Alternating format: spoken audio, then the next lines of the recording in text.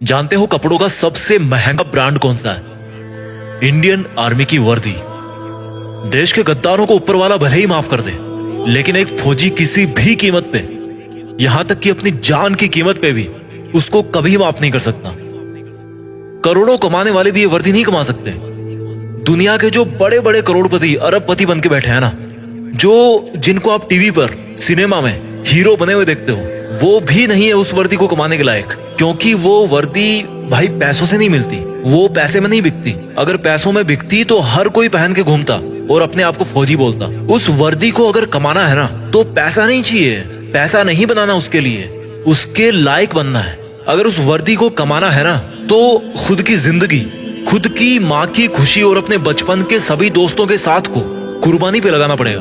और इस कुर्बानी की हिम्मत जिसमें होती है, वही फौजी बनने के लायक होता है।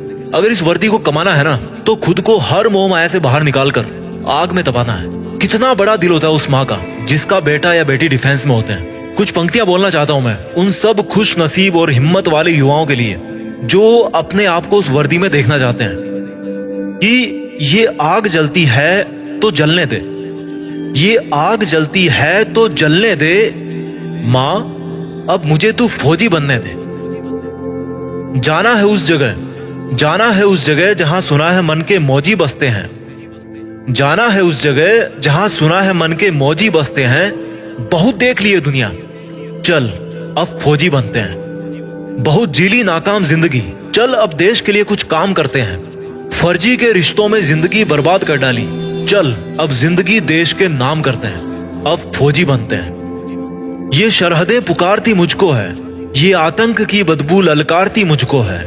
जब लिपट जाऊं तिरंगे में तो मुझे आबाद कहना, जब लिपट जाऊं तिरंगे में तो मुझे आबाद कहना। मेरी माँ पल्लू में छिपी हंसी तेरी बहुत प्यारी है, मेरी माँ पल्लू में छिपी तेरी हंसी बहुत प्यारी है। जब लिपट जाऊं तिरंगे में तो मुझे आबाद कहना, मेरी माँ पल्लू में छिपी हंसी तेरी बहुत प्यारी है। इसलिए मुस्कुराते हुए अपने लाल को गुड बाय कहना।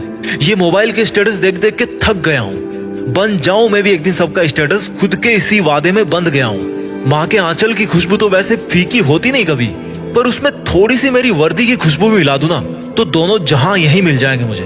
और अगली दो लाइन उन लोगों के लिए बोलना चाहता हूँ जिनको लगता है कि बॉयफ्रेंड गर्लफ्रेंड के अलावा इस दुनिया में कुछ होता ही नहीं है। तो भाई कान खोल कर सुनो मेरी बात। बेवफाओं की इस दुनिया में हम कभी वफा ढूंढते थे, ये एक फौजी की तरफ से लाइंस आपके लिए, कि बेवफाओं की इस दुनिया में हम कभी वफा ढूंढते थे, बड़े नासमझ थे जो रेगिस्तान में कमल ढूंढते थे। अरे बेवफा तुम्हारे लिए हम मरने का वादा करते थे ना, अरे बेवफा तुम्हारे लिए हम मरने का वादा करते थे ना। लेकिन सुन, इस वर्दी के लिए तो बार बार पैदा होकर मरने का मन करता है। और जो युवा ये बोलते हैं ना कि मेरी तो लाइफ में यार बहुत समस्या है, मैं क्या करूं समझ नहीं आ रहा, तो उनको केवल दो लाइन में मैं समझा दूंगा कि भाई कि तुम्हारा दुख ना बहुत छोटा है, बहुत छोटा है यार।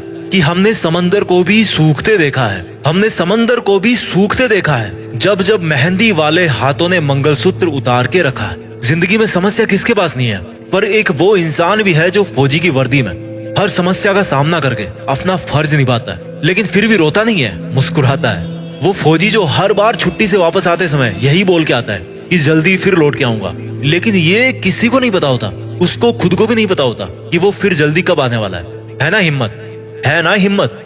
मैं जीत फिक्स के मंच से उन सभी फौजी भाइयों को सलाम करता हूँ और उन पोटेंशियल यूथ को मोटिवेट करना चाहता हूँ जो फौज में भर्ती होने का सपना अपने मन में ठान चुके हैं। क्योंकि दुनिया में देश का नाम करने का इससे बेहतर कोई दूसरा तरीका नहीं हो सकता।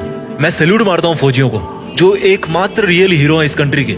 फौजी एक तरह के हीरो नहीं है, वो एकमात्र रियल हीरो है। सैल्यूट। जय हिंद, वंदे मातरम।